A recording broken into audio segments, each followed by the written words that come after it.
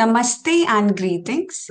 I, Prankanegi, researcher at IMPRI, Impact and Policy Research Institute, Prabhav एवं नीति अनुसंधान संस्थान नई Delhi, extend my warmest welcome to you all to IMPRI Web Policy Talk. We're gathered here today for a panel discussion on Inside the Four Labor Codes, unpacking the four labor codes to understand their impact on labor rights, compliance, and the changing world of work in India. Organized by IMPRI Center for Work and Welfare, the panel discussion inside the four labor codes brings together leading experts, practitioners, and policy thinkers to unpack the transformative changes introduced through India's new labor law framework, the Code on Wages, Industrial Relations Code, Code on Social Security, and Occupational Safety, Health, and Working Conditions Code. This session offers an in depth exploration of the key provisions, reforms, and on ground challenges associated with the four labor codes. Through an interactive discussion, the panel will provide clarity on the code's objectives, areas of contention, and the road ahead for creating a balanced and equitable labor ecosystem. The chair and moderator for today's panel discussion is Professor Suchita Krishnaprasad, visiting professor at IMPRI, former associate professor and head of the Department of Economics, Elphinstone College, Mumbai. Today's expert panelists include Professor VIBHUTI Patelji, visiting distinguished professor at IMPRI, Mr. Sandeep Chachra, Executive Director, ActionAid Association India, and ex-co-chair, World Urban Campaign, UN Habitat Advisor at IMPRI, Dr. R. Krishnamurthy, Director, Industrial Relations, Institute of India, Dr. Vivek Monteiro, Secretary, Center of Indian Trade Union, CITU, Maharashtra, Professor Ritu Diwanji, President, 64th National Conference, Indian Society of Labor Economics, and visiting professor, Institute for Human Development, and Dr. Rahul Suresh Sapkal ji, Assistant Professor, Ashank Desai Center for Policy Studies at IIT Bombay. The conveners of the program are Dr. Simi Mehta ji and Dr. Arjun Kumar ji. With this, I begin today's discussion. I'm honored to invite Professor Suchita Krishnaprasad ji, Chair and Moderator, to kindly share her opening remarks. We welcome you, ma'am, and over to you. Yeah, thank you so much, IMPRI team and Professor Arjun Kumar. Am I visible and audible? I was told to tilt the camera lens a bit. Ma'am, you're audible, but you're not visible. Oh, is it? Okay. Yeah. Is it okay? Yes. Yes, ma'am. So first of all, thanks a lot for providing me this opportunity to express myself on this critical theme. It's my privilege to be here amidst experienced professionals as panelists, and I look forward to gaining some new insights into the subject through today's deliberation. The four labor codes have been a much discussed and debated piece of legal framework in India in the recent times. The underlying intent has been that of bringing about a greater flexibility in the labor market without jeopardizing security of workers engaged, especially in the unorganized sector. The second National Commission on Labor laid emphasis on the conditions prevailing in the unorganized sector and recommended that this sector that brings about and has been a source of livelihood for a growing section of population is gradually brought under an umbrella of good governance. The second National Commission on Labor also suggested a functional consolidation of labor laws into 4 or 5 codes, though there were about 8 areas that were highlighted in that report, which were labor management relations, unorganized sectors, particularly in terms of employment and welfare, laws on wages, employment relations, particularly in the small enterprises, and umbrella legislation for occupational safety and health, something to regulate the hours of work, leave, and other working conditions at workplace, the model standing orders, indicative laws on child labor. These were the 8 areas that were highlighted in the report.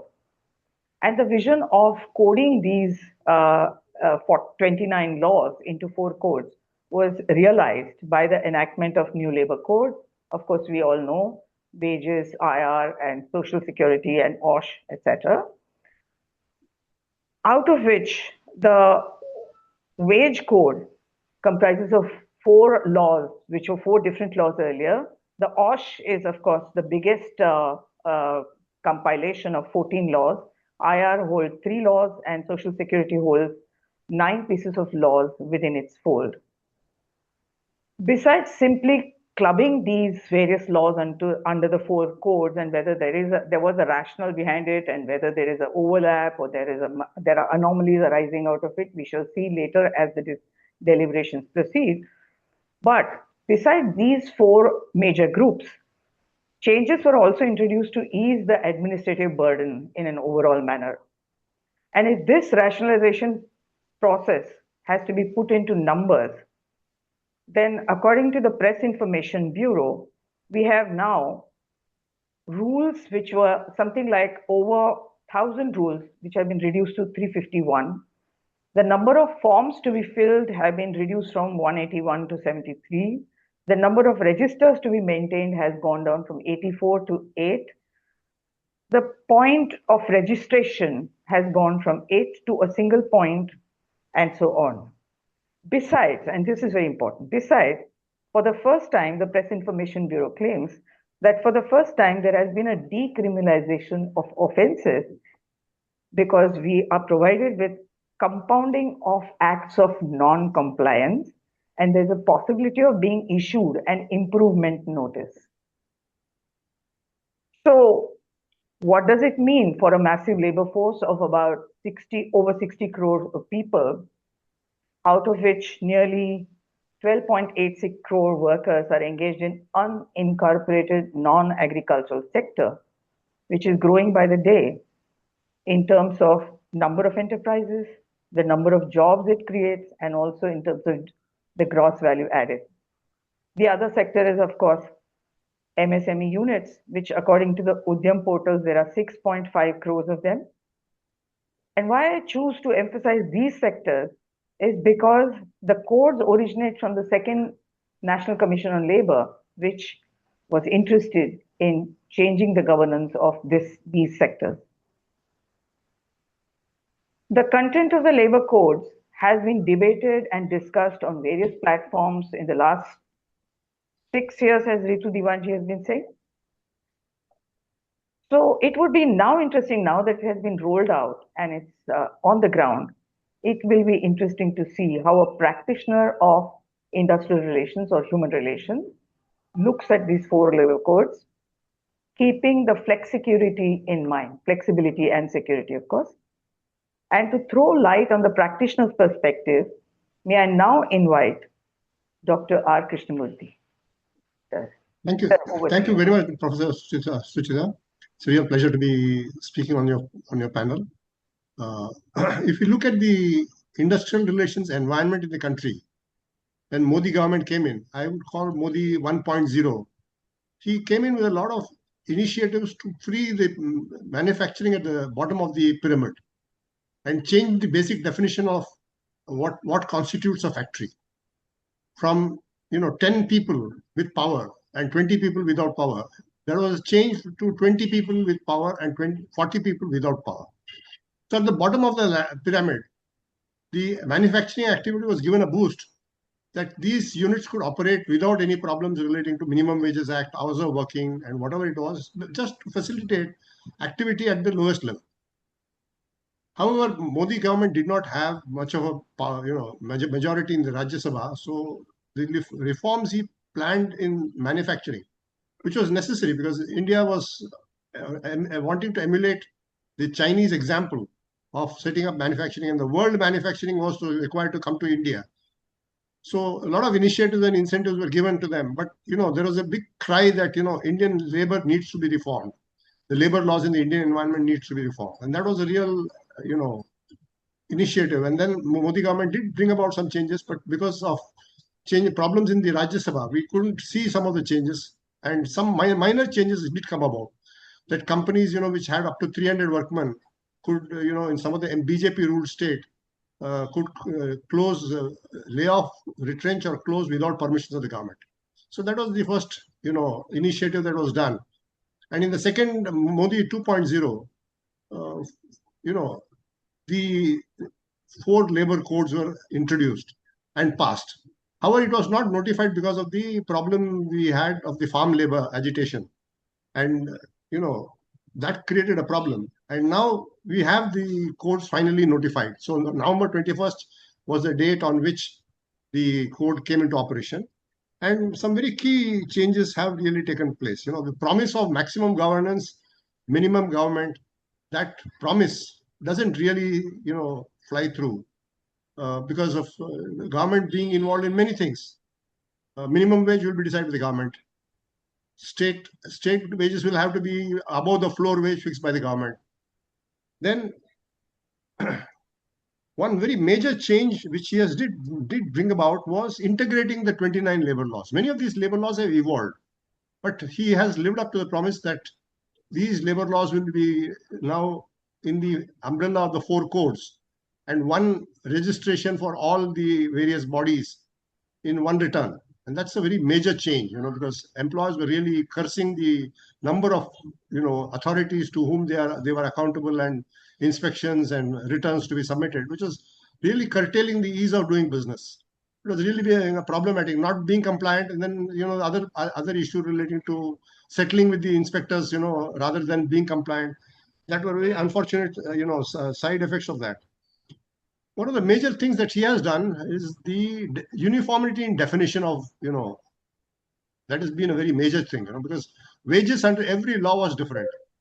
So that the definition of wages has become harmonized, definition of employer has been harmonized, and major changes, relating to the role of a union in the organization. I think that's a very major change that is brought in a lot of unionization. People in the employers group talk about injection of the union virus, because if there are no unions, companies can operate with 5 representatives of workers and sign settlements with them. But now if there is a union, you have to recognize the union. You have to negotiate with it. And this concept of negotiating council and other things have also come in. So that concept of negotiating council, without clarity on how the unions membership will be decided, how quickly can you decide which union has got a majority? That is something which has not been clarified, and I think it's something which we all in the industry are looking at. And there are major changes also brought in here in terms of the employment. A fixed term employment concept, which is a very major relief for employees who are stuck up with permanency and not having an exit policy. So there are major changes that are there, and I would like to comment on this a little later. I would like in the opening remarks to just mention this, that these are landmark changes. It will affect industry very significantly, and unions, the right to strike, unions always used to consider it as a fundamental fundamental right, though the Supreme Court itself has said that it is not so.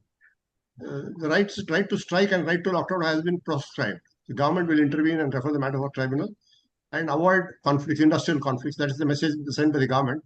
But how this will translate into reality, we will have to see. So with this opening remarks, I would like to say that a lot of things are required to unfold, and employers are waiting for many of the things to be clarified. And workers and unions also are looking at the new law and how it will impact the existing status quo. So that's a very important thing. Yeah, so thank you for your insight regarding whether maximum governance and minimum government has worked or not, the Modi 1.0 and 2.0. And of course, as we already know, that codifying the laws was an idea which was placed by the National Commission on Labor much before it actually happened.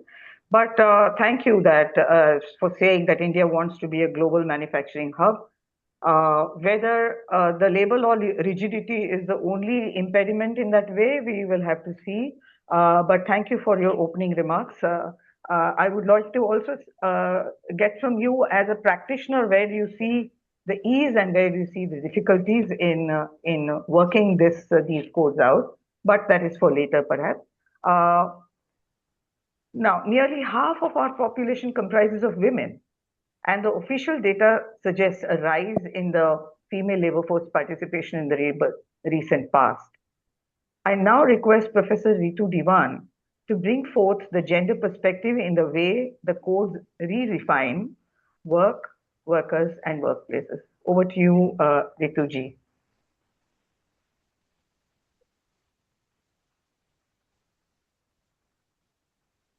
Ma'am, you're on mute. Could you please unmute? Sorry. No, so I'm starting with thanking IMPRI and of course Suchita for taking the responsibility of organizing this panel. I think something desperately needed and something we needed for a very long time. And now really is the crux, we are at the pinnacle of the issues which need to be debated. And I'm saying it right in the beginning, fought for. One clarification, it's not only a gender perspective. Gender means women's perspective. I think gender is everywhere. So we needn't specify, whether it's a gender perspective or not, because it impacts everybody. It impacts women more in many cases, which is a different issue. I want to start off by saying that let's rename. These are not labor codes by any chance. Okay, so I think let us just name them business codes. They have nothing to do with labor and with labor reforms. If anything, they decimate whatever rights the workers have fought for without romanticizing the past and articulate it into different kinds of laws and struggles and movements, etc., etc. Also, I think we need to be very clear what the labor codes say right from the business codes, I'm sorry, to say right from the beginning. And they're very clear. It is for the ease of doing business. Now, I don't think there's any economic rationale for this, because if one goes into some kind of analytical critique of what are the problems where the private sector is not investing, are fundamentally two. One is the lack of demand by the majority. So you see your consumption patterns, and that is the biggest constraint on the expansion of manufacturing, and that also organized manufacturing. Second, I think, which we are not debating in the context of the so-called labor codes, which are actually business codes, is what the burden of the GST and what that has done to all businesses, particularly MSMEs. So in fact, they operate as a greater constraint than labor. Labor, in fact, has not been a constraint for a very long period of time. Hire and fire, contract workers, etc., etc. And of course, historically, if we see, even in the last 15 years, particularly, and I'm saying just specifically, in the last 10 to 11 years, is the rise in informality. And of course, what is called the scheme-based workers. These laws were brought in, and that's why when I say I've been working on it since 2019, when they were first initiated, when they were first talked about, and then pushed through with ordinances in 2020. Now, please note, this is the period of COVID, okay? So all these acts, very similar to the Farm Acts, have been ordained through ordinances without debate, without discussion in Parliament. Forget about with the public and forget about with the people who are going to be impacted under the camouflage of COVID. There are, I think, we know the 4 codes which are there, and to go into them in detail, but I just want to say a few points or 1 or 2 major points about this, particularly about the first code, that is the code on wages, because that is the fundamental defining code which determines absolutely everything else. The first problem is the definition of the worker itself. The code say very clearly, and they restrict the definition on all employees and or workers to establishment or industry applicable to 5 workers or less, which means that anyone who employs less than 5 workers is out of the definition of worker and therefore of the workplace. So what you have is a deletion from the definition of worker of over 100 million workers in the entire country. So whatever is promised after that, your social security, your schemes, your measures, etc., do not apply. Your domestic workers are out of the definition. Apprentices are out. Platform workers are still not defined. If the case has been in the Supreme Court for a long period of time, there are 17 different definitions of what are platform and gig workers, domestic workers, home-based workers, all your Asha, Anganwadi, Narega, I mean, which of course now is another issue of debate which is there, nurses, all your absurdly named Bhojan Mata and Bank Sakhi and Pashu Sakhi, etc., none of them are defined as workers. Another aspect, if this was for labor reforms, was the hours of work would not have been increased from 8 to 10 to 12, and in what is called when absolutely necessary. This says very clearly in the code, 16 hours. I mean, 16 hours of physical labor is what we are talking about. Even if it is 12 hours, which means you're deleting 1/3 of the labor force by stroke. 24 hours divided into 3, now divided into 2. Within this, of course, there are many other issues, the payment of bonus to whoever it applies. Earlier, there was a methodological, clear-cut definition, but now it is to be decided by the executive. The calculation of a minimum wage, I think it has already been mentioned that there were minimum wages, etc., etc. But please remember that the floor level minimum wage, daily wage, is still defined at 178. And it has not been changed since 2017. All right. The government committee talks about 375, but we know the number of people. I mean, there's enough data on this. The PLFS data itself, which shows that the majority do not get this amount. The calculation of a minimum wage also is extremely problematic. And very patriarchal definition and totally unrealistic to the lived reality of the majority of Indian workers. A male is seen as a full consumption unit. A woman is 80%. If man is 1 unit, a woman is 0.80. Okay. Now, why a woman needs to eat less in terms of calories is beyond me, because we know the whole issue of unpaid work and the kind of burden which it gives. Also deleted in a very, very petty manner, if you see the calculation of minimum wages, is the amount of cloth has been reduced by a few meters. I mean, the level of pettiness in this definition is something really quite remarkable and something to really learn from about how not to calculate in these issues. There is no calculation or inclusion of transport in case of instead of this privatization of transport, and the costs are increasing. We know that. There is no calculation at any level of mobile and internet. And considering now digitalization is fundamental to everything, including agricultural workers, this is a cost which you really should have built in. There are other, of course, problems in the calculations, the very patriarchal definition of household. It is presumed that every household has only 2 children. There is no mention of female-headed households or trans persons or child-headed households. And of course, there's a non-inclusion of dependents who are, physically challenged in many other kinds of ways. It also says, the code also says that there will be 1 day, compulsory day of rest in a week. Okay. Now this it says, but how does it calculate the monthly wage? When we talk about the minimum wage being increased, etc. Let's go into the nitty-gritties. It says daily wages into 26 days in a month. All right. Which means that the remaining 4 days are unpaid. It should actually be minimum wages into 30 days in the month to make it a paid day of rest instead of an unpaid day of rest. Of course, there is also a huge amount of,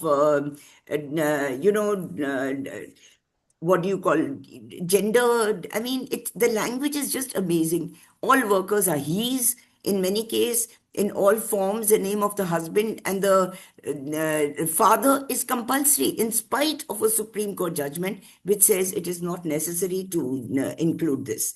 There is a huge category, I think 681 skill sets have been defined, but the major one where almost 12 million women work, and of course, a large number of children work, is domestic workers, which is not even mentioned in any of the skill sets which are there.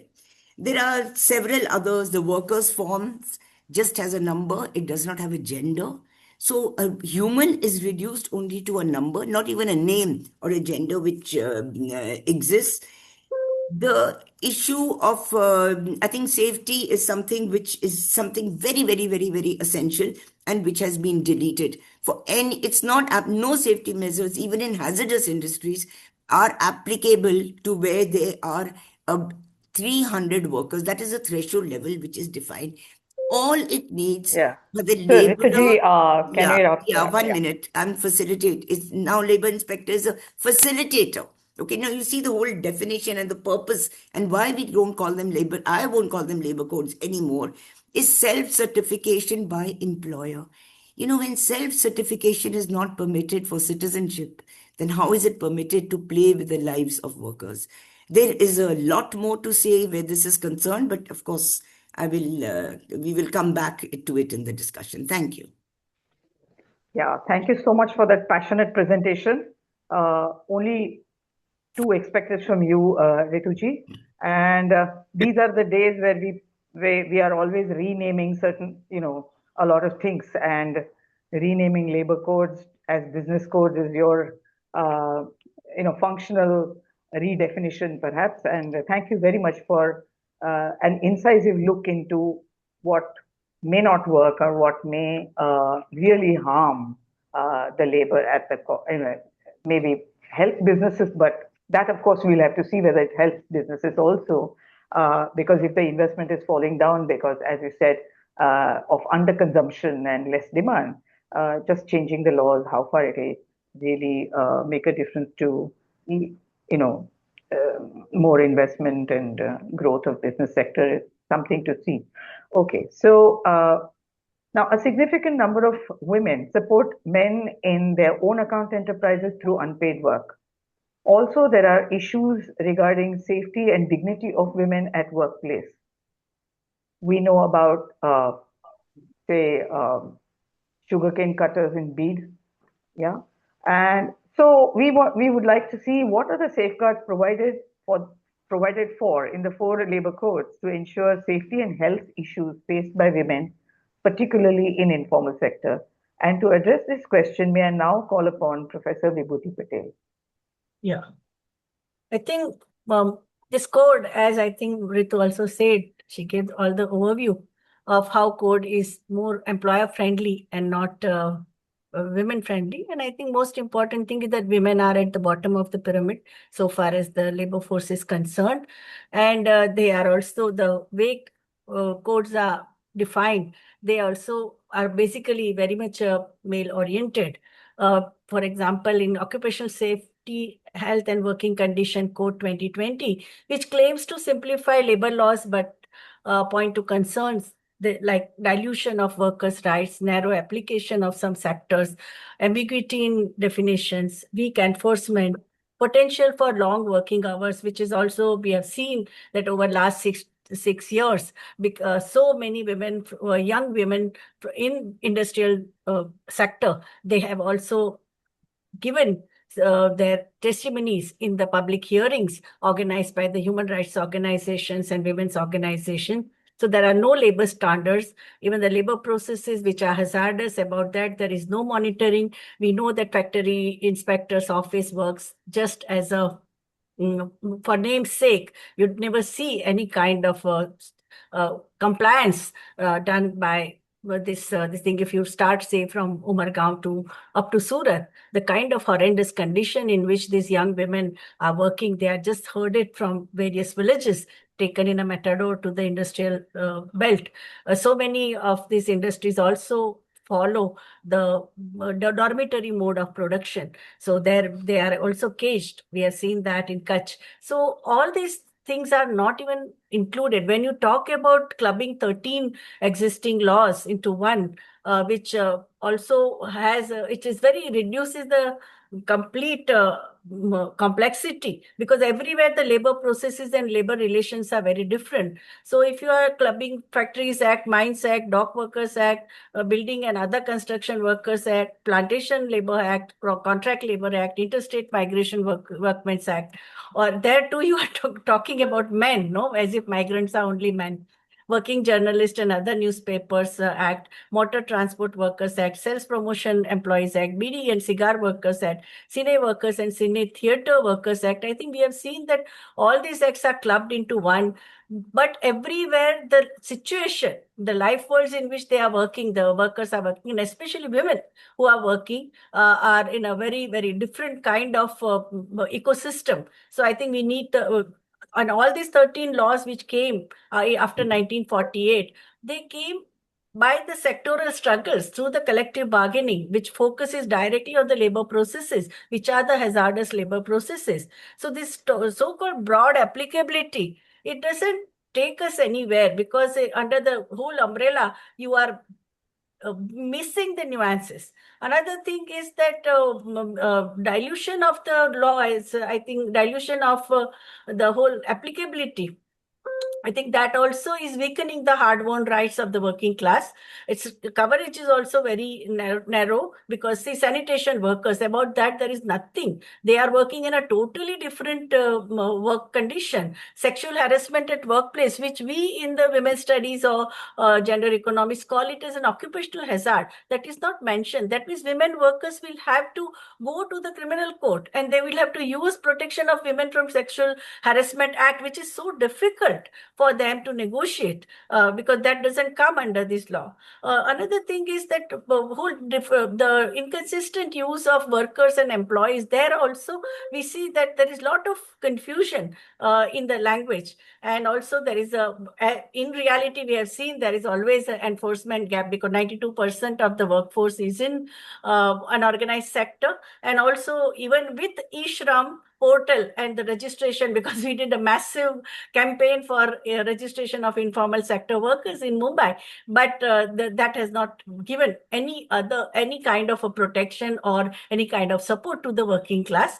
And the question of the longer hours, I think for past 6 years, wherever the ruling party is there in power at a subnational level, you see the workers are working for longer hours and they don't have recourse to labor court. So in Ahmedabad, we saw that so many young women who were completely frustrated, they were even not allowed to use the loo or they were not allowed to take any break. They went on a wildcat strike, but they did not have any support system, legal support system.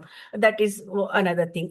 Micro enterprises, they are like the higher threshold for safety officers appointment or a contract labor provision may exclude many small firms under the purview of occupational health safety. We have Jodi system prevailing in agriculture, in sugarcane factories, or we have Jodi system in construction worker, where women are completely invisibilized. So where are you talking? What are you talking about equal pay for equal work? We have that law right from 1976, which is the most violated law of the country. E-commerce sector, when we saw every day, we are hearing so many reports. Even the ILO studies show that the highest number of accidents are taking place, and so many advertisements are constantly there on social media and even in print, that in 10 minutes or 5 minutes or 7 minutes you will get your order, and customer is the king. You talk about that and what happens to the young lives. So this whole just-in-time mode of production and also service delivery in an ever expanding e-commerce sector, how are you going to regularize it?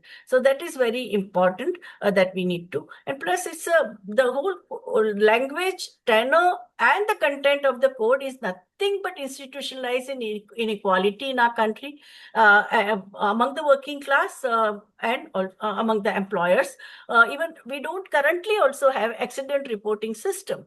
Under whose jurisdiction it comes, that clarity also is not there. So in the name of doing business, I think all my previous two speakers have also said that overall the code is employer friendly. It is doesn't talk about the workers' safety, ASHA workers, Anganwadi workers, sanitation workers, women working in the most hazardous conditions in the tiny sectors and in the dormitory based production processes. They are not going to benefit from this law and from this code. So that's what is my understanding based on whatever we have observed and experienced in the current context. Yeah. Thank you so much for a very detailed review of the word, the tenor, the spirit of the code, and the basically the desire to simplify and oversimplify and reduce it to a point where probably much of the meat is lost. So, there's something in a slogan. A slogan can be attractive, but it doesn't deliver the fruits on the ground. Maybe it will win elections, but it will not really improve the welfare of people on the ground. All the 14 acts that you read out, ma'am, about which go into the occupational safety, as you said, they have They are very different. They have different nuances, and to just club them into one because you're in a hasty manner because you want to make it simply neat, may not really serve any purpose of significance in the long run. So thank you very much for this, and many other questions might also come out. All the 14 acts that have been clubbed ignore the fact that there are new sectors like e-commerce, as you said. Correct. They ignore, for example, the working conditions in IT sector. Correct. Okay, so all these acts are actually something that has been happening in the past. What we have done is that we have just taken them, ignoring what has happened after that, what are the new sectors that have come after that, and what are the challenges workers might be facing, or even employers might be facing after that.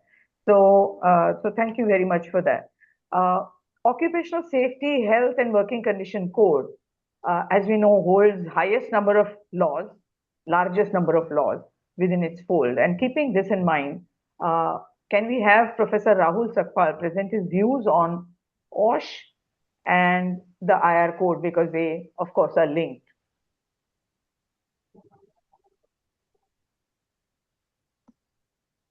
Yeah, thank you, Suchita ma'am. Thank you, IMPRI, for this, inviting me for this presentation. Today I'll be discussing two important code, Social Security Code and the OSH Code, which have been discussed very less also in the media. The one reason is that the Social Security Code it's actually creating a narrative among the people who are employed, uh, that their take home salary will actually reduce, and then universal coverage under the EPFO and ESIC will increase. But as we know, EPFO and ESIC coverage is always the income threshold criteria, in which 15,000 is the threshold to get it covered under the ESIC.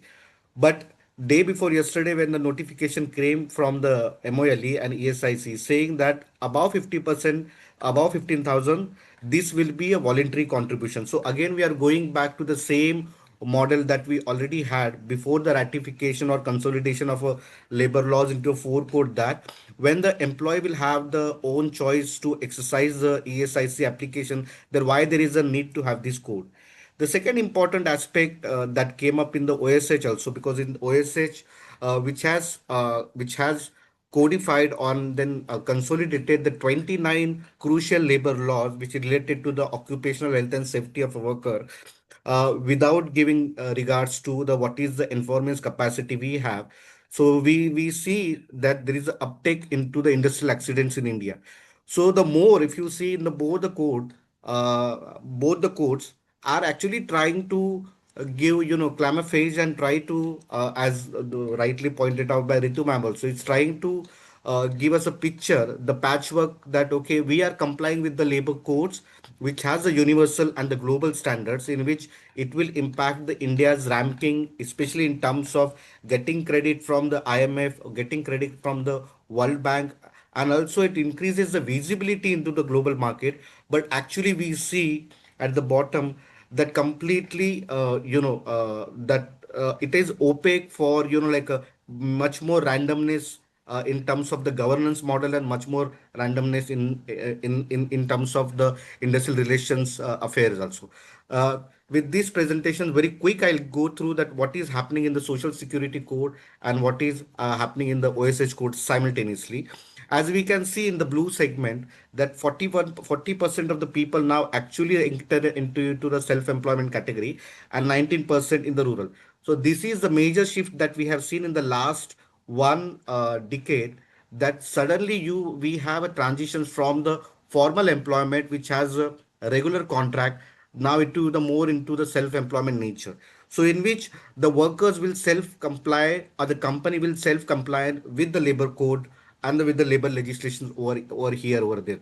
Informal sector is always will remain as intact, because there is not going to impact this any universalization of the entitlement in the labor code or their enforcement mechanism also, because agriculture sectors, home-based industries are completely excluded from that segment. With this, I would like to bring into the code by the Douglas Enbert, he was the computer scientist engineer looking into the human computer interface, where I mentioned that when there is a problem and we the human try to solve this problem, so for any given problem the product of the complexity, when it is multiplied by its urgency, so here we have a case in which we wanted to show that the world that okay, the India's global ranking in terms of labor ready business to the business ready codes are ready in terms of the global compliance. It would create, like a measure of immense difficulty that humanity will face in developing solution. Now, in order to get into the more compliance binding performance of our economy, we are actually diluting the lot of hard achieved labor laws for the each and a very small segment of the worker. Now, in reverse, what we are actually facing here is that we are moving toward the transition of a degrowth phase in which the companies are not growing that's supposed to grow, the market structure is growing, and we are leaving all the segments of a worker into the forces of the labor market. So this is from with my co-author Professor Sham Sundar, in which we discussed what is happening over in the all the four codes. So if you see at the bottom in the all four codes, we are imposing a self-certification streams where we believe our companies are self-compliant with the law with the good faith and the goodwill, and hence there is no need to have a third-party interventions like a inspector who will visit the factory, who will do the compliance check. In this, we are going to introduce the randomized inspections and automated predicted models of inspections with the help of government induced perplexity AI model, in which the risk based inspections will be imposed. So Rajasthan and the Karnataka was the first states where they introduced these two, but then it really miserably failed because last year we have seen in Siakechi, Hyderabad, that 40 people took their life because there was no that random based inspection did not detect there was a fault into the operational mechanism of a factories, or there is a problem in the like air dryer while cooling off the system. As a result of this, we looked into a problem about the AI model also fault. Like I am coming from the engineering institutes where we discussed about the modus operandi of the AI and should we really trust the AI prediction model, because at the end of the day it is a human in the loop who are actually coding this AI. And the last part about the weakening of the industrial labor relation systems by not recruiting the labor inspectors that we have. At present, there are only 294 94 circle labor inspectors, and if you see the average factory inspector in each state is 83. So imagine one person inspecting 10,000 factory, and we have a 285 lakhs factory according to the ASI recently in 2020, which has increased from 1 lakh 36,000 from 2004. So when the factory is increased in terms of their registrations, but their registration is not commensurate with the increase in the enforcement capacity of this. As a result, we will see the number of factories have actually increased in terms of how many companies will register. But then if you see this graph, the average factory size are getting smaller and smaller over the years. So the smaller threshold is that should they comply with the labor laws or not. So 30/20 is the cap in which they should comply with the law. As you can see, from 2009 onwards itself, the average factory size was shrinking, and only in 2023 we see there is a rise into the factory size is because of the PLI schemes in interventions in which the government intervened and started to give boost to 14 sectors. But then on the contrary, the number of trade union is declining very rapidly. So as first panel speaker said that okay, the companies are actually willing to engage, but we see there is no space for the trade unions also within the factory because their average size is growing.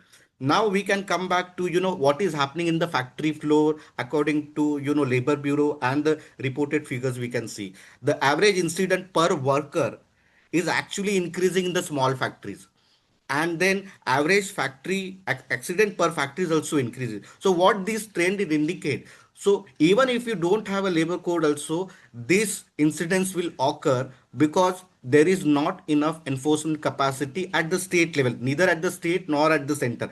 Now with this, when we bring, there are two important introduction has made the risk based and auto predicted model in terms of the labor inspections, which they invariably they will not detect this fault. As a result of this, the workers are going to have a problem.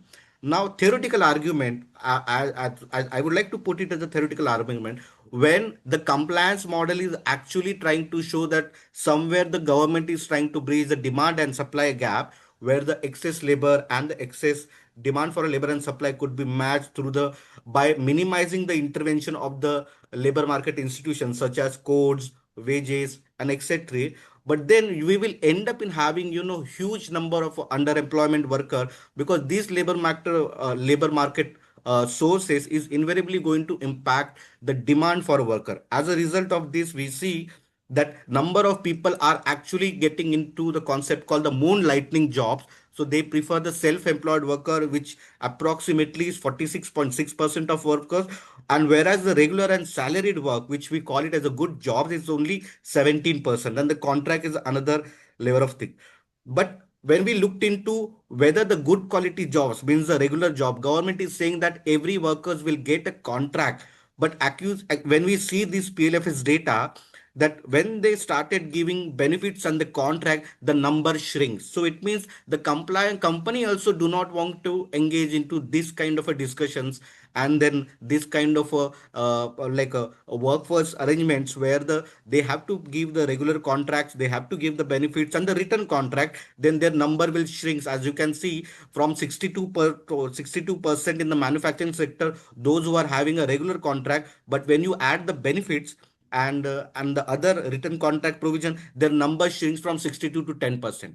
So actually good quality jobs are actually 10%, and then you could say the camouflage and compliance kind of a burden is at the top in terms of clarifying the job. Now, where the issues are coming. The issue comes when the productivity debate comes into that. Now, this labor law is trying to boost the labor productivity because it will enhance their compliance with the labor codes. Workers will feel very happy. But actually, you will see the managers' compensation has increased. So, who are these managers? So, managers, according to the government, like a wage codes, means minimum wage codes, and the ESIC mandate, people who draw more than 15,000 of a salary. So when you do not bring these people who are drawing more than 15,000 of a salary, then eventually we will be having a huge productivity loss at the employment level. Then we can see how the trends are actually going. So unorganized sector manufacturing is actually shrinking, is increasing slightly in some states, unorganized sector, but unorganized to organized ratio, where the more number of people are actually working in the unorganized and they are becoming part of now organized sectors in terms of the contractual jobs, their ratio is actually declining, is precisely because people are now getting into a self-employment category which do not covered by our labor system. Now, Professor Sushmita actually mentioned about e-compliance with the e-Shram portal. As we can see, the government has brought down the labor rights with the citizens' rights, and that's why our compliance in the 3 months before, you have seen that 92% of India's population is covered with the social security. Now, many people here completely forget that there are citizens' rights which are universal in nature, intrinsic, and they are naturally come because you are citizens of this country, and there are labor rights because you are at the age and a particular industry which brings contributions and the obligations on the employer. So we see the government's records in the e-Shram portal is trying to convert the citizens' rights with the employment rights. So this gives a clear, like a leeway to the employers in which the compliance burden is not there. So I will not go so much in detail right now because these are the detailed about each and every point that we have discussed. But then 2 points are emerging from these discussions over here. The compliance based model the government trying to achieve is not going to help unless and until we enhance our enforcement capacity power. Secondly, when we say about the compliance, then this compliance should not be based upon the notification, because each notification can change any point in a time. It has to be codified in the law so that it gives a better predictability for the enforcement, especially the courts, the labor courts, because the labor courts role has also been diverted. Couple of days before that, Delhi High Court has issued a notification saying that what they should do with the pending court cases. Now, should they actually like a demit all these pending court cases, or what they should do it actually? So this brings us a new more confusion, and rather than more like uncertainty about the affairs of industrial relation in India. And finally, that India is going to be ranked first time into the Business Rary report, which is the upgraded version of ease of doing index that was discontinued in 2019. Now, in this, if you see, the labor and the land compliance was the biggest hurdle. With this codification, I see that India's ranking will improve in terms of the compliances on the labor and the land relations issue, that will foster the business competitions and it will help the improve the business productivity, but then at the human cost of a labor. With this, I would like to stop, and I would like to take like a further discussions with the other panelists. Thank you.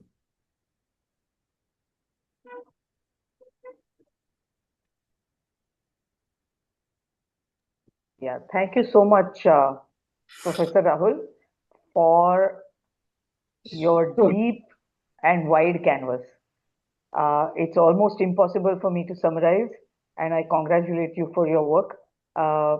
And thank you, of course, for mentioning my friend Shyam Sundar's contribution. He has always said that, there is a, am I visible? Okay. Yeah. So he has written numerous articles during the COVID period on labor codes and discussed every issue threadbare, in which one of the things I remember he has said about how everything is a game of a threshold. Yeah. So under 10 or under 20 or 300, everything becomes about standing order. There's a different a number, and about, so everything is a game of numbers, and therefore probably the human touch is lost. The previous speaker also said about labor codes not being available, inspection becoming inadequate because it is not manned adequately. So, and at the same time, a lot of opaqueness coming into the law. So we are indeed into a difficult zone, and it's important to hear from you, people like you who have studied and got not just theoretical knowledge about demand and supply, but also are able to incorporate the real case studies from, say, Hyderabad, and how workers are facing health hazards and also life risks. In fact, your presentation was actually full of just so many things that is, as I said, impossible for me to summarize effectively. I apologize for that, and I request you to, if possible, share your presentation at a later date. Thank you. Yeah. So before conclusion, can I make a one line? Sure. So actually, you have exceeded your time limit, but I thought you were so full of meat that I didn't want to cut it short. Then but go ahead. Please go ahead. Please go ahead. Yeah. So with the gig and platform worker, we did one study when the Rajasthan implemented the mandatory registration of a social security board in the state of Rajasthan. People who were actually working the Ola Uber driver, what we received is that company changed their fares, and then Ola Uber drivers becomes so expensive for them to drive into using this app-based cab. As a result of that, the moment you put everybody everything under the compliance model, the company moved away, they shrink from that space and they move to other states. So this is the interesting parameter that we have seen. Yeah, thank you. Yeah, so in a world that now is increasingly relying on apps, and you very convincingly showed us that the excessive aid of AI also may not really help the humans behind the scene. So thank you very much for your presentation. And so perhaps you have now uncovered a lot of last three speakers have uncovered the political economy behind the labor codes in their own manner, from their own aspects. Perhaps the broader political economy lies hidden like an iceberg underneath any legislation, any new legislation. So may I now request Dr. Vivek Monteiro to uncover the political economy behind the labor codes. Thank you, Suchita ji.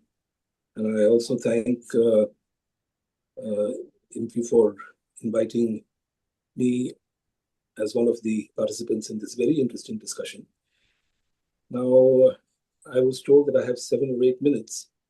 And so I have 7 or 8 points, which I will make very succinctly. No, frankly, we have missed one speaker, Professor Sarthi Acharya, who could not attend because of certain difficulties. So we are a little easy on time. So go ahead. Okay. Yeah. So am I clearly audible now? Yes. Okay, thank you. So let me begin by saying that I think that the 4 labor codes are a non-starter. And let me begin by giving reasons for this. Professor Sapkal mentioned in his presentation about the putting on hold the tribunals which are specified under this code because they have not been, instituted. Let me read out in the beginning what was said by the High Court, okay, on this very issue. On the 8th of December, 21st November, the codes were notified, and 8th December in the High Court, this is what the government filed a notification, which reads like this. For the removal of difficulties, it is hereby clarified that the existing labor courts, industrial tribunals, and national industrial tribunals constituted under the Industrial Disputes Act 1947 shall continue to adjudicate the existing as well as new cases. But for the purpose of ensuring continuity of adjudication and avoiding any legal or administration vacuum, and the constitution of industrial tribunals and the national industrial tribunals under the Industrial Relations Code 2020. So basically, what the government has said by this notification is that, continue with the old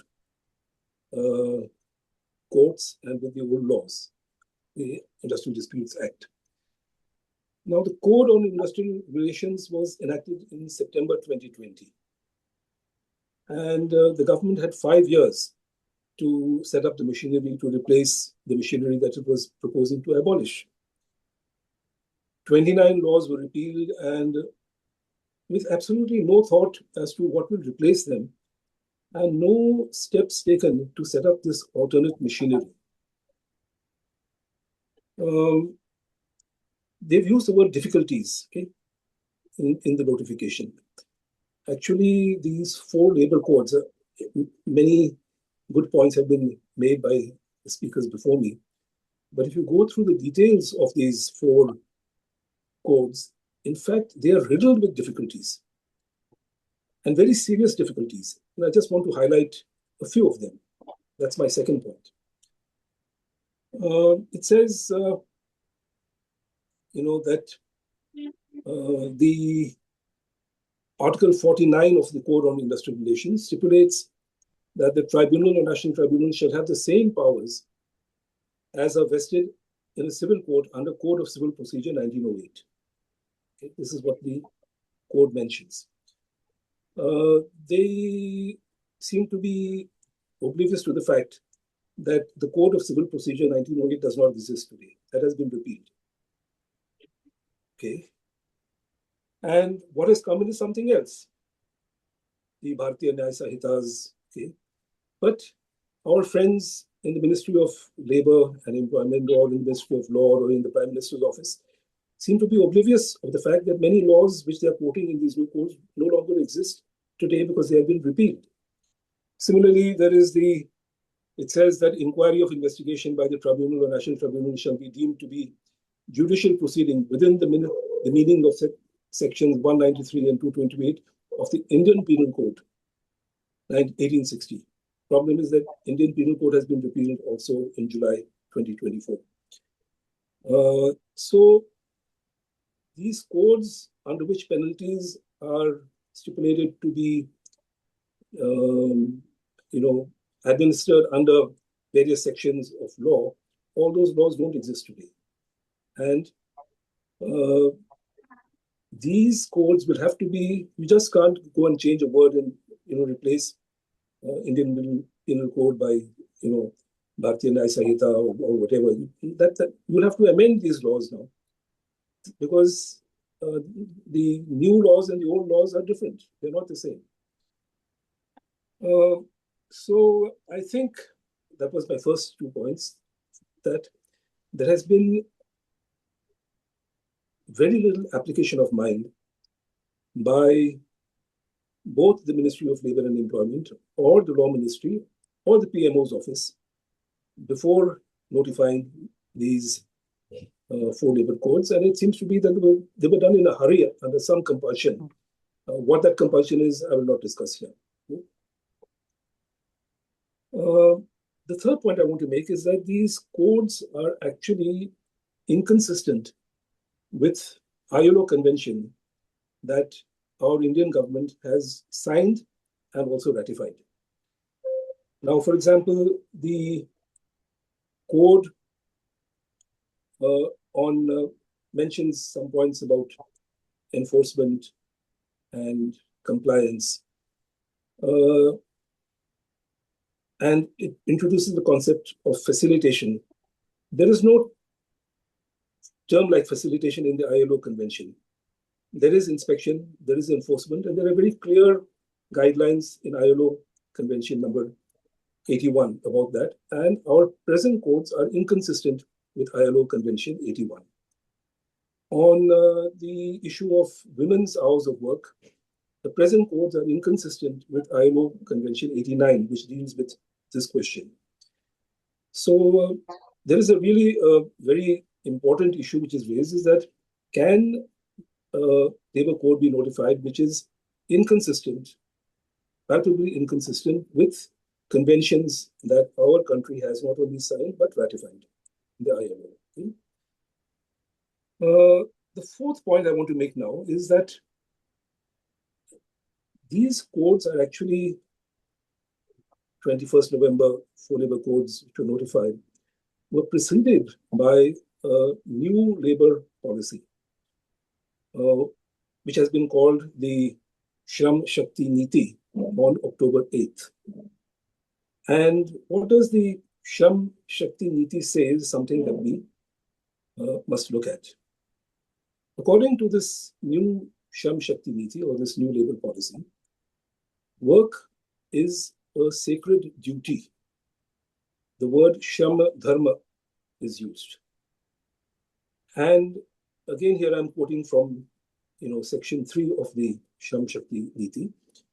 It says that ancient texts, I'm reading now from the Shram Shakti Niti, it says that ancient texts such as Manusmriti articulated this ethos through the concept of Raj Dharma, emphasizing the sovereign's duty to ensure justice, fair wages, and protection of workers from exploitation. These early formations embedded the moral basis of labor governance within India's civilization fabric centuries before the rise of modern labor law. The word Manusmriti has been explicitly articulated in this Shram Shakti Niti. And all of us know what is the status of the worker in Manusmriti. And this articulation of Shram Shakti Niti indicates that the government sees itself and the employer in the role of the sovereign king, the Raja, and the worker, of course, in that fourth category, which is called the Shudras. And clearly, the Shram Shakti Niti envisages an ideological shift, and presumably they feel that the time has come to make this clear. Having made this point, let me make my next point, which is that this Shram Shakti Niti and these 4 labor codes are a major political attack on the rights of the working people of this country. Of course, it is not a new attempt. This was attempted in 2001 with the Second National Labour Commission during the first NDA government. But that government was defeated in 2004 Lok Sabha elections. At that time, the trade unions were not as united as they are today about the proposed changes in labor laws. This has changed today. Today, except for one union, all the major unions of the country have opposed the 4 labor codes.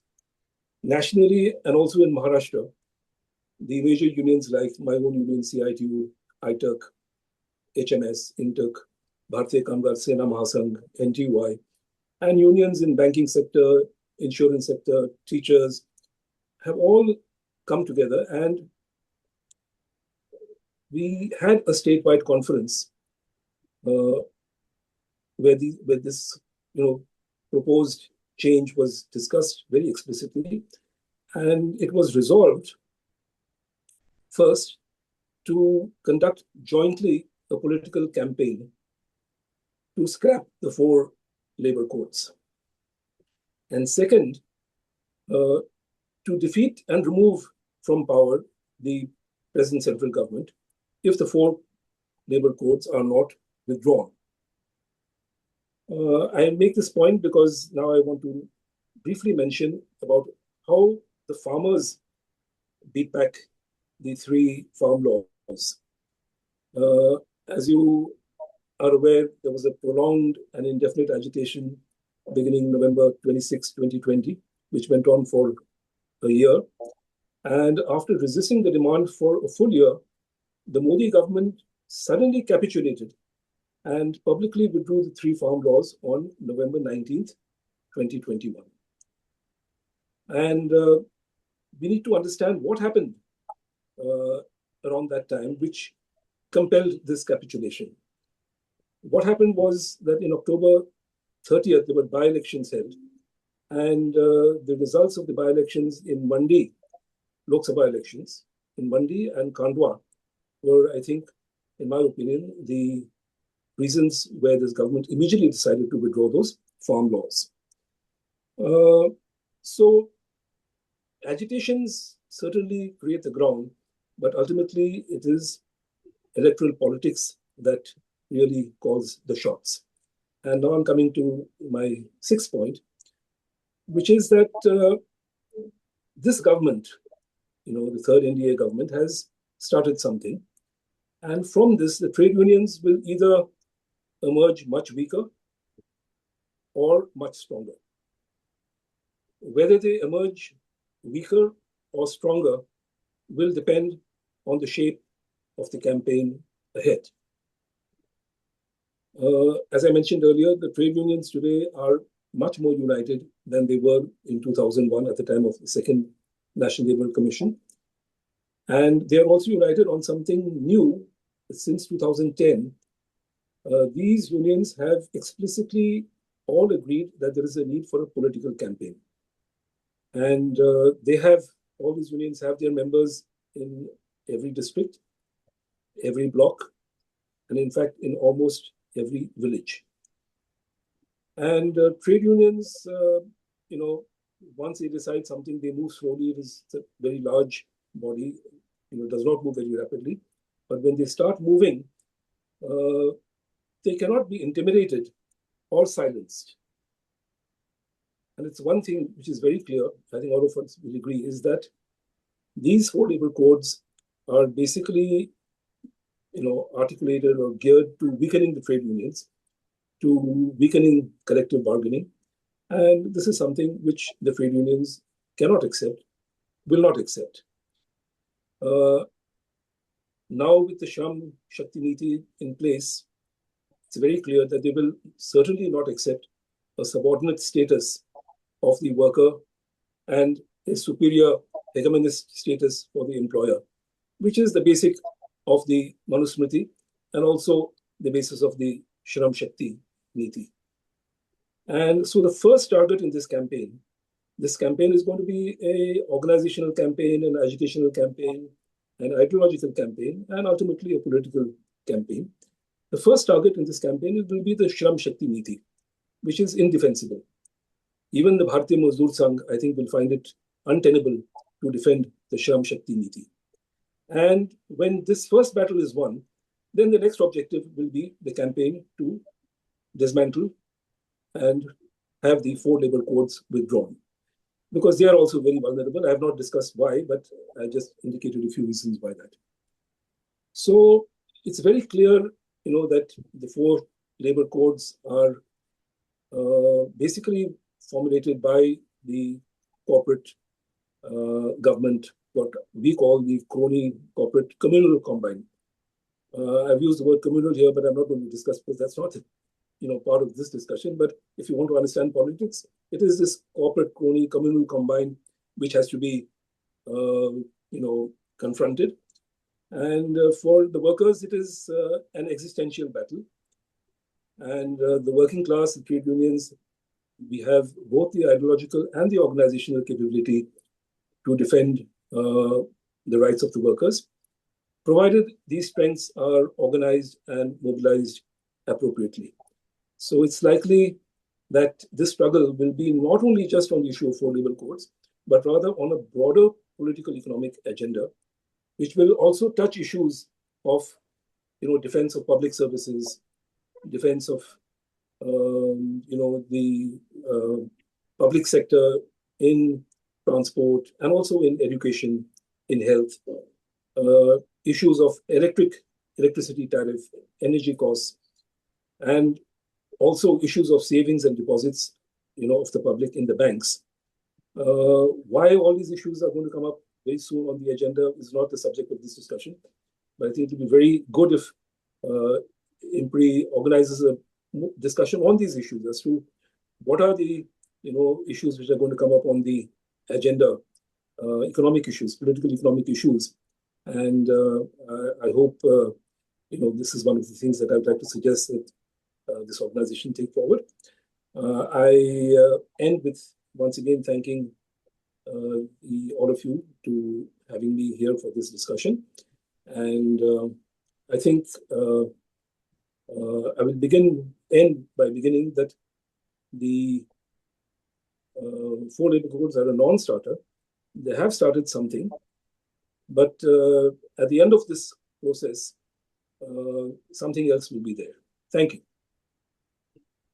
Okay, thank you so much, comrade, may I say, for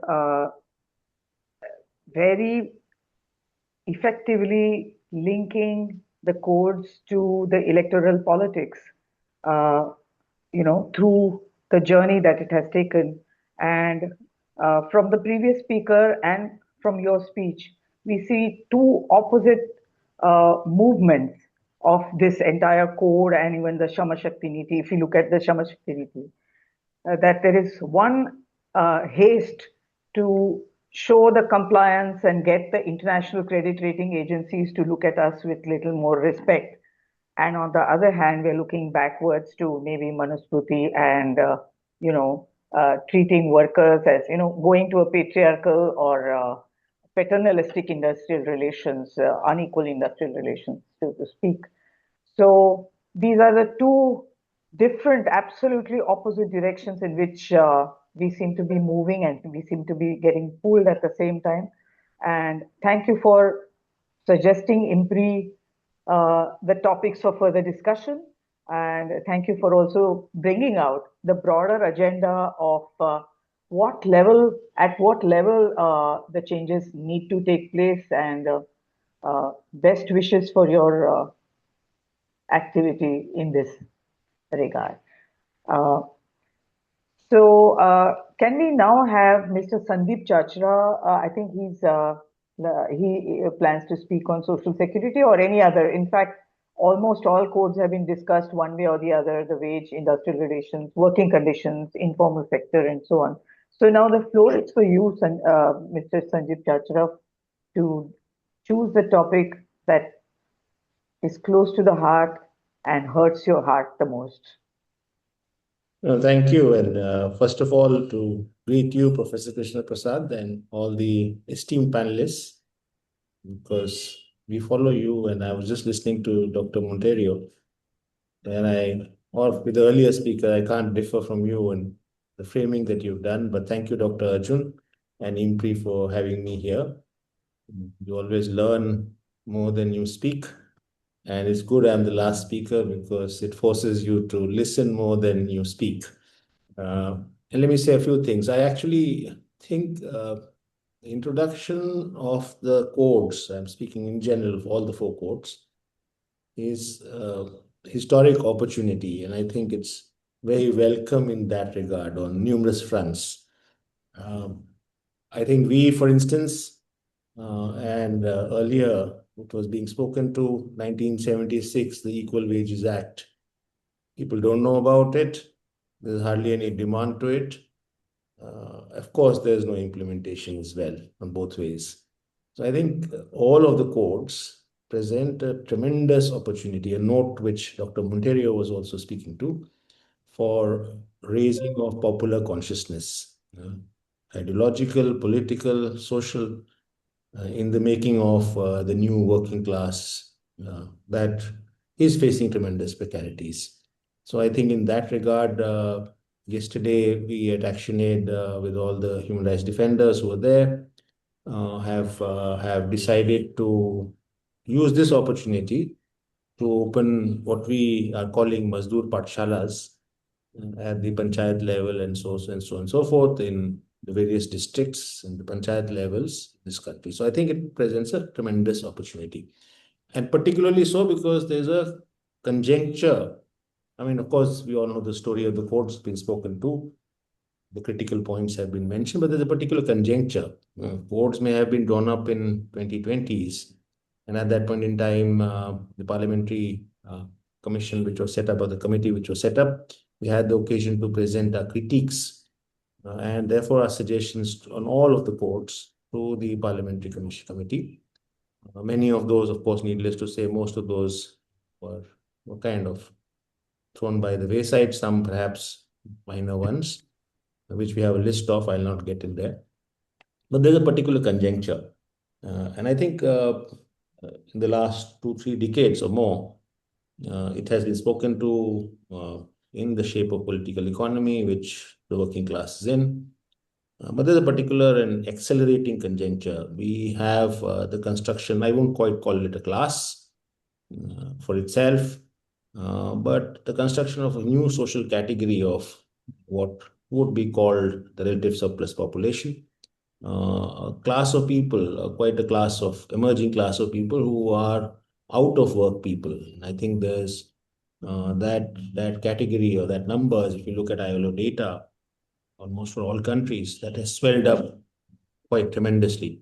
So we are at a time when you have out of work people, completely out of work, such as the refugees and others who we work with on the ground, who are not even allowed to work, dependent on doles and food, which is also vanishing.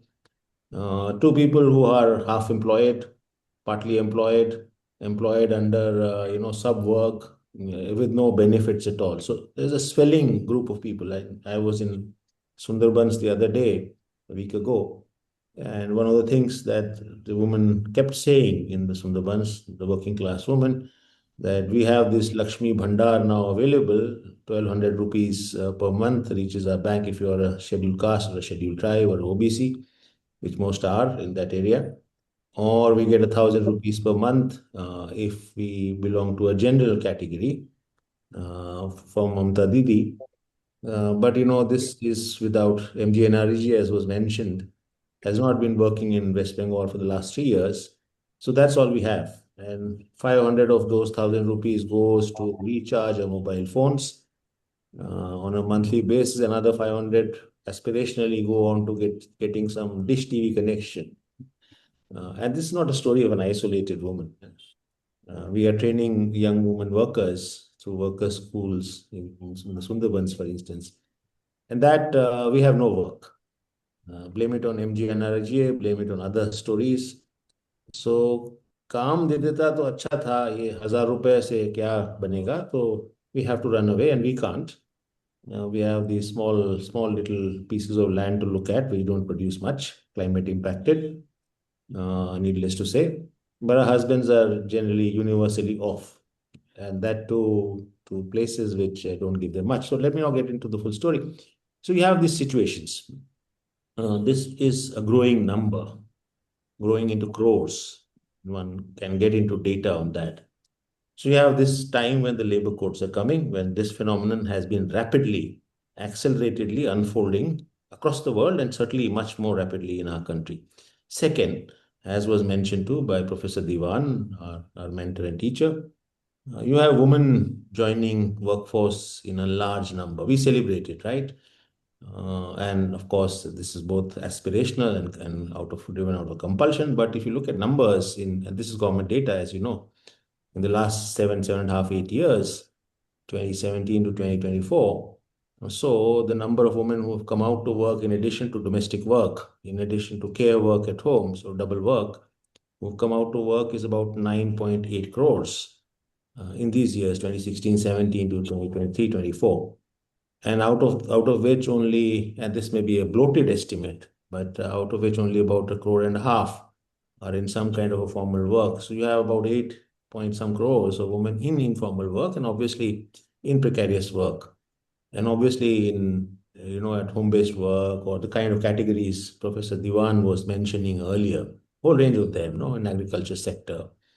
So this is the other situation. Now, of course, we are celebrating it on one front, and we must, because it presents to us a historic opportunity once again from the vantage point of what labor laws in India could look like and how the trade unions and how the informal sector formations, workers formations, the cooperatives and the such like, the non-registered workers informal fronts, how would they drive this opportunity?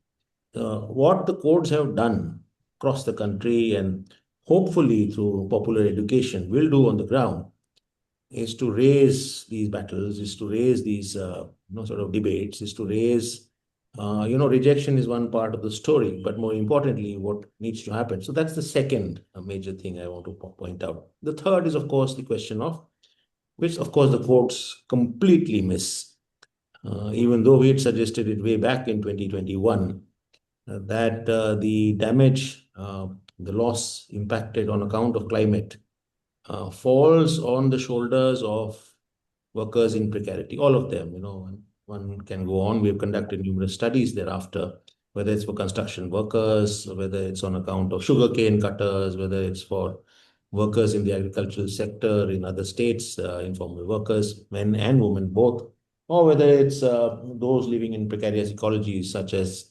coastlines, river basins, and so on and so forth. So the list can go on and on. Code completely misses. Remember that when the codes were coming, this was a time of a kind of a health, sort of lockdown, the COVID story. And now the codes even don't talk of it. There might be another COVID. So how do you deal with workers in that kind of situation? There's the other sort of story. The fourth part of the story is, one can go on and on, but the fourth part of the story is the question of artificial intelligence. Now, this is again not new. Some will promise singularity. Let's just not get into that for the moment. But what's happening down the value chains, whether it's agriculture sector value chains, whether it's the construction industry value chains. So if you're looking from the point of view of social security, which is what I was supposed to speak on and will not, because Professor Sapkal has spoken to it and other speakers have spoken to it. So as a last speaker, one cannot go on the list. But I think that whole question of what compensation happens, what is the additional, first of all, there's no much social security. I'll come a few points on that. But what additional social security, welfare, unemployment, compensations, loss and damage compensations could have been made available. So it's not that the court could not anticipate when it was being drafted. It was where we were well into climate disasters. We were well into health sort of disasters of the nature of COVID that I was speaking to. There are no protections available. Rights is another story which has already been spoken to. So even minimal protections are not available. So I think it is in this context that the courts are there. And therefore, hopefully and optimistically, as it is sparking, as Dr. Monteiro was speaking to, it will spark a new sort of thinking and progressive thinking. And it's a great moment, in my view, to have a sort of ground level, countrywide, popular mobilization, campaigning, thinking, unionization, given the spark effect, or given the little spark or the huge spark that the codes have given to the working people of India. Of course, it depends on which are the instruments doing it, who are the instruments doing it, and their effectivity, which has been spoken to as well. I think three other points that I'll mention and then conclude. The first is this whole question of in the name of decriminalization. It's been spoken to. So call it labor inspector, labor facilitator, call it aider of employees, facilitator for employees. We can define it in various ways, but definitely as from the perspective of the employer. But what it also does, what's a criminal act? It converts it into a fine possibility, and compromisable at all levels. So it gives clear signal: do what you can, pay a minuscule fine, or let's settle that off. So that's the big worry one has, among others, on how will it unfold to a bonded labor keeper, on a bonded labor keeper. How will it unfold on an employer who's completely harassing women workers? How will it unfold on a migrant worker from the perspective of the worker? So that's one point I'd like to make. The second point, Professor Shyam Sundar and Professor Sapkal was referring to it, is this whole issue of how do you put essentials, such as the essentials of thresholds were spoken to, but the components of Social Security, for instance, where does it go to? Now, as far as Social Security is concerned, anyway, it was laughable, the kind of Social Security ESIs gave. Aspirational India, yes. Viksit Bharat, yes. Social Security, zero or nil or very minuscule. ESIs and the EPFOs and the thresholds that have been made, but also the components of Social Security. Now, these are all put into the basket of what's called notification and the whims and fancies of the political executive. And we know where it goes. The MGNRGS story is a precursor to how these things will unfold in other spaces as well. So that, I think, is a denial of fundamental denial of what is called a legislation, by putting it in the basket of discretion of the central or the state government. The other story is the story of the struggle of the unemployment allowance or the unemployment benefits. Now, that again has, I think the Second Labour Commission also spoke to this issue, although in a very compromised manner, saying that we can't do it for all. Let's link it to the thresholds, and it's under the directive principles of the state policy, and it can be progressively achievable from 10 or 20 to 10 to 5 to 1, perhaps maybe in 40, 50 years. It didn't say the time limit, but in a progressively realizable manner. But there, if you look at what is currently available, it's very worrying. What is currently available by the way of unemployment allowance, I haven't quite read the MGNRGS story as far as the unemployment allowance, whatever little was there, is concerned with the latest change. But if you look at it in the labor laws here, in the labor codes, it is only, it's only linked, it's a scheme of the ESI. And anyway, it didn't have much demand, much publicity, much awareness to it. But even there, it's only limited to that part of the world. Now, the bigger part of the world is castigated into what's called the e-shram. And the domestic workers, the home-based workers, and the long list Professor Diwan was giving to the agriculture sector, totally excluded, right? So in some ways, all those workers are now put in the basket of what's called e-shram in the name, and Social Security benefits promised under the e-shram. And we've seen in the last 5 years what are the kind of Social Security benefits that are flowing from e-shram beyond the contribution or non-contribution based insurance models. So I think these are Mr. Chachra, can we have a summarization? Yeah. So I just want to stop here to say that in the final assessment, as far as I'm concerned, somebody who's more connected with the ground struggles and the perspective of workers, women workers in particular, we're running a campaign on POSH at the moment at the very, very local levels. with women workers. From my perspective, these codes at this moment to me look like more of an opportunity.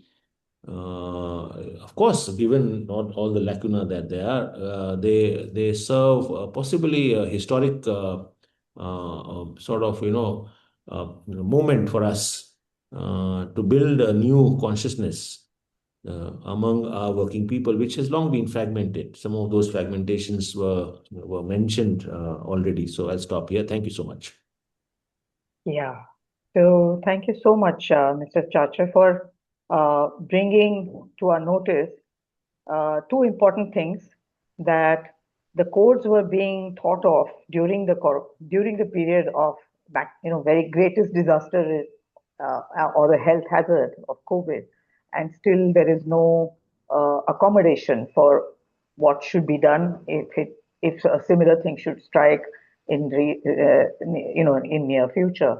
Also about climate disaster, and finally the technological change through AI. So these are the changing circumstances, and the codes don't seem to have really incorporated or taken cognizance of these eminent challenges. It's all the speakers before you have spoken about the code being a challenge, or the code being a non-starter, a code which doesn't stand in line with the ratification of what we have ratified with ILO, and therefore technically or in many other ways requiring a lot of rework perhaps. And when you say that this is an opportunity, it's like a classic statement of saying that every challenge is an opportunity. So let's stand up and awaken and make it workable, make it more functional, and make it more dignified for people who are at work. With that, if there are any questions, can we take a little round of questions? Priyanka? I wanted to make one point about the surveillance technologies which employers are using. And I think that is making things very difficult for women workers, whether it is a drone or AI-based technology, or checking their email. And as Mr. Chachra told us, that whole sexual harassment, because that we got so many complaints during the pandemic also when these technologies were being used. And now even GPS tracking, because my student of mine did a thesis on women who are platform-based workers. Even their mobility has been monitored, no?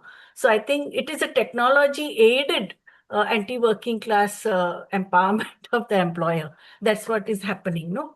That this, as it is, their codes are employer friendly, and now they are aided by the advanced technology. So that is making things very, very difficult for them. And atomization, they are told not to get unionized, not to have a WhatsApp group, not to interact with each other, not to interact with the customer. So difficult it was to even have dialogue with them. Just do your work as a beautician, or do your work as a caretaker, no, elderly, but don't enter into conversation. So this level of monitoring is also happening, and that is atomized. That is generated fear of unionization, fear of being part of a collective, no? So this is a very dangerous.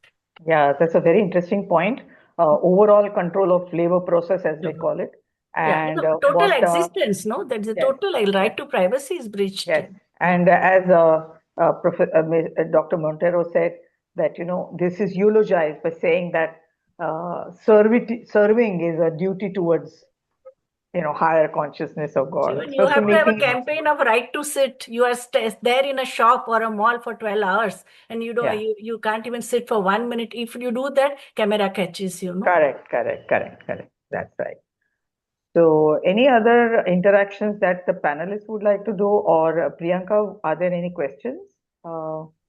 Ma'am, there are no active questions in the chat box or the Q&A box. Okay. If any of the attendees would like to ask anything, I think we can request them to just unmute and go ahead. Or if later on they come up with a question, they can type in the chat box and Q&A box. But right now, we don't have any open questions, ma'am. Okay.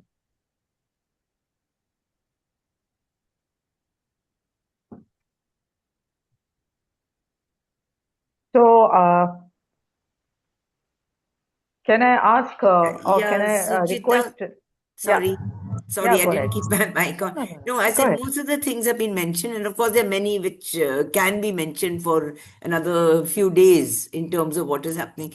But there's just one or two points I would like to say. One is that, at the broader level, for the first time ever, the economic survey before the last budget actually focused on this and brought out this point that profits are too high is the term which they use, and wages are falling very, very dramatically. So even if it is in terms of improving production, productivity, etc., of the manufacturing sector, wage costs are just about 7.5% of the total cost of production. So how much lower can they go? And what incentive is it really giving? In fact, what in addition to this is what has been done is providing a wage subsidy for interns for the top 500 listed companies. I mean, that I thought was quite obscene. There was no, considering if you look at all the labor laws which I've been studying in terms of budget allocations, that 92% of all the allocations for labor under all the ministries put together, that most of them are credit based. There is nothing which is really given to them. And what is given to these 500 companies is way above. Apart, I'm not talking of NPAs and taxes and all the other, freebies, the real freebies in that sense of the term. Second is that even in the Committee for Wage Determination, what has been proposed under the COW, that is the Code on Wages, is there's no, forget about representation of women. There's no representation of any any labor, committees or groups or organizations or whatever it is.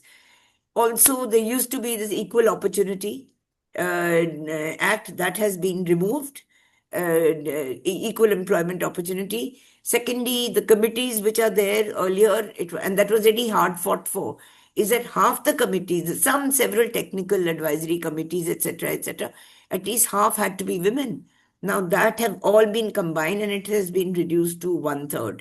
And of course, unions don't really find, particularly central unions, don't find any space at all. So there are, I think, a huge amount of issues. The deletion of creches, the separation of sexual harassment at workplace from the labor codes, and just relate this to the increase in female work participation rate, which is what is touted as being a great achievement in the last 2 or 3 years. 70% or 68% of them are unpaid family workers, in enterprises or MSMEs or whatever it is, and in agriculture. Even in rural, men, 22% of men are unpaid family workers. I mean, should they be even counted as workers is, of course, another definition and another issue altogether. So even if there are any social security schemes, it doesn't say we shall do this. The business code say we may do this as and when. I mean, so there's no commitment to anything at all. And this is what I've been calling for quite some time, the institutionalization and reinforcement of inequalities. And I just don't find that the present pattern of growth can only grow and can only survive. I'm not using the word development. That word has gone out of any public debate or any policy. It's just a question of growth. And that somehow the present pattern of growth can survive only after curtailing the rights of workers and the rights of its citizens of the country. So it's a huge, I think, political, economics, cultural. Vivek brought out the communal. I mean, there are many fundamentals to this, I think, which are debated, need to be debated. But as Sandeep and several others have said, it's an opportunity to bring these issues into debate. We had just gone into a limbo for a period of time on these issues, but now it's really back with full force. So grab the opportunity and do what we can. Yeah. Thank you for, bringing out this point about the skewed distribution between profit and wages. And in fact, that's what I would have liked to also mention. Can we conclude? Is it time to conclude? Yes, ma'am, Priyanka? I think so. But I Yeah. think Dr. Vivek has raised his hand. Maybe he has a Okay. point to Yeah. make. Yeah. So you could go ahead, please. Oh, the hand is gone now. Oh, okay. Yes. I'll just But turn ask on, him. Yeah, turn on my Vivek. mic. Yeah. Vivek, we are waiting for you to say something. I just want to make a couple of points. And I concluded by saying that there is a need for a political campaign. I don't want to underestimate the difficulty of that campaign. I don't want to suggest that it's a very, foregone conclusion. And 2 points I want to flag here. The first point is that this is going to be a campaign also for democratic rights. Because one of the provisions of the Industrial Code on Industrial Relations, Section 9(5), makes it extremely easy to deregister trade unions. Okay, on the slightest pretext. I will not discuss that here, but you just go and look at it. Now, I anticipate that now unions are going to be deregistered, especially those unions who are seen as being problematic or raising questions in an attempt to sideline the unions. Of course, the counterpart to that is that government regulations don't define unions. Unions are defined by loyalty of the workers. That is not going to change. Workers will continue to be loyal even to unions that are deregistered by the governments. Okay? But there's going to be a real tussle on this point, as well as the point of the, similar to the issues raised in the Jana Suraksha Bill, where in the name of combating urban Naxals, actually those laws are defined to curtail, any kind of activities which can be seen as being against the government. And they are anti-democratic provisions. So the unions will have to also take this up on their agenda. That is one point. And the last point I want to make is that, as I suggested, that this is going to be an electoral campaign also. Of course, there's enough time between now and the next elections. But we can anticipate that this government will do something similar to what it has did in Bihar and what it did in Maharashtra, which is that close to the elections, they will declare a universal pension of 3,000 rupees per month, to workers who are registered in the e-Shram portal. So there are 31 crore such workers. Even that amounts to around maybe like 1 lakh crore per month. But these are the kind of numbers that this government has and can play with. Yeah. So it is not going to be an easy, task, but at the same time, it's certainly something that is very much, within grasp. And if the unions work together, this is something that, we can certainly win. Okay. Thank you. Thank you very much for once again, taking the roots into the political economy of whatever is happening and the other kinds of laws and systems that are coming in place, which might once again try to suppress, which is what Ritu Diwan has been saying, that institutionalizing inequality. So it has been an enriching debate, and if I actually sit down, there will be so many points coming out of this that itself will give rise to a very important social dialogue, if one may call it so. So if softening the rigidity in the labor market to make the country business ready or to enhance the ease of doing business has been sought through the labor codes, it is important to see what the labor market flexibility is and what is it good for. And this, in fact, is the title of an article which came in 1998, and the author was Robert Solow. And he observed at that time that labor market flexibility has never been defined very precisely. At best, it has been guessed by certain symptoms. That's what he says.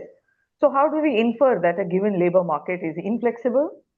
Maybe when the level of unemployment benefit is too high or the duration is too long, or if there are too many restrictions on the employer's freedom to hire and fire, or the permissible hours of work are tightly regulated and the overtime is excessively high, or the trade union can control the flow of work and probably even the site of work, and so on. I have actually quoted Robert Solow, and these things says might be certain symptoms, but they are in no way they are precise way of measuring the labor market flexibility.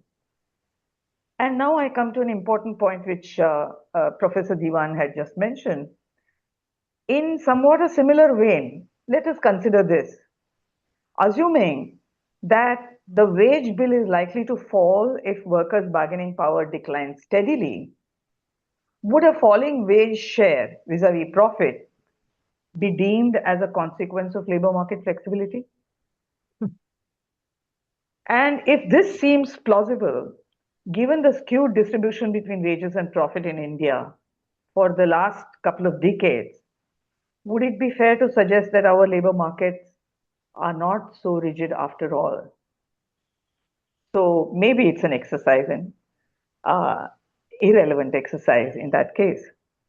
Of course, studies done later in 2016 and so on bring a lot more clarity on how to understand and measure labor market flexibility. Some of them draw from Atkinson's famous concept of flexible firm, which speaks of three types of flexibility: numerical, functional, and financial flexibility. But the question here remains, which of these three aspects are most sought after? If it is functional flexibility, then it needs multi-skilled workforce, which might perhaps push the wage bill up, especially if those workers are deemed indispensable. And that would be a high growth path. But if it is financial flexibility implemented through numerical flexibility, which is what our dream might be, which is in short, freedom to hire and fire. Okay, so we reduce the wage bill by doing certain things to number of people employed and so on and so forth. It refers to racing to the bottom, creating a precarious labor force which is forced to gig for a living and wait for welfare schemes to be announced every now and then, the 3,000 or the 10,000 or whatever be it.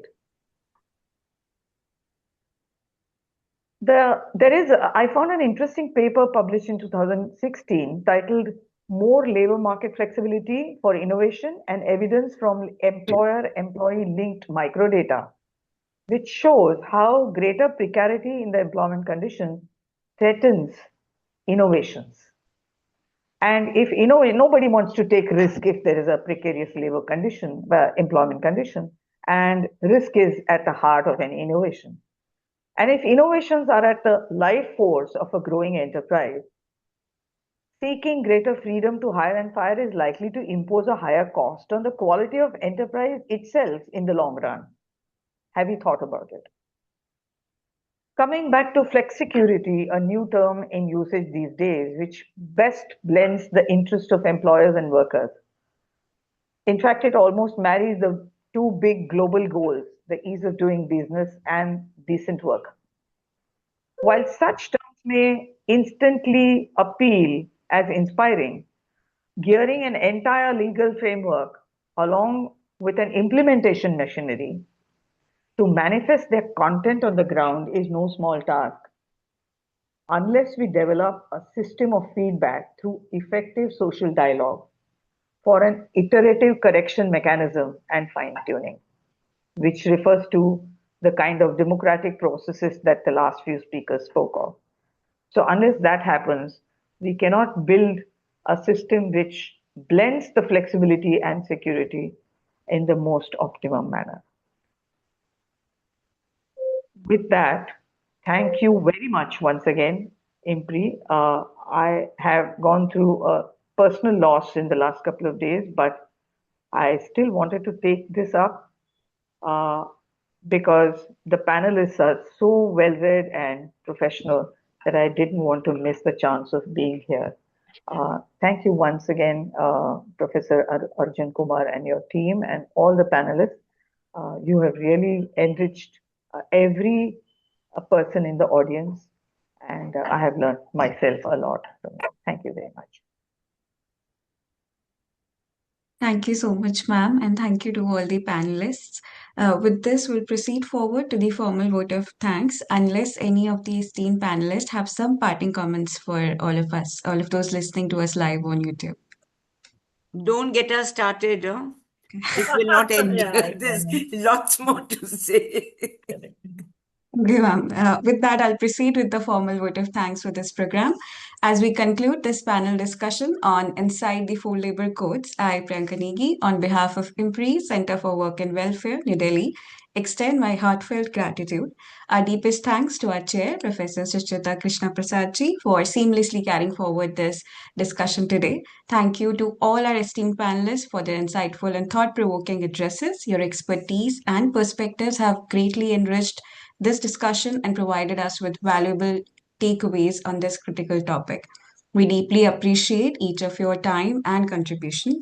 We also thank all our participants who have joined us live.